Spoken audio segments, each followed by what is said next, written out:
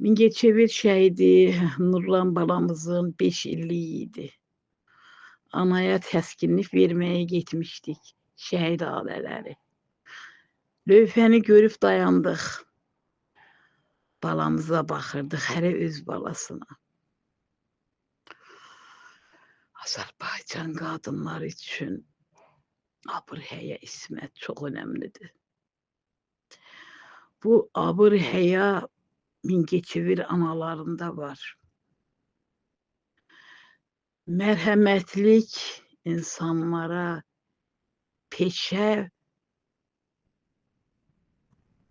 fəaliyyətindən asılı olmayaraq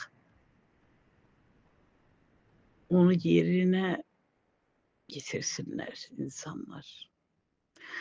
Mənə elə gəlir ki, bu mərhəmət hissi irsən keçir. Yəni o irsən olur.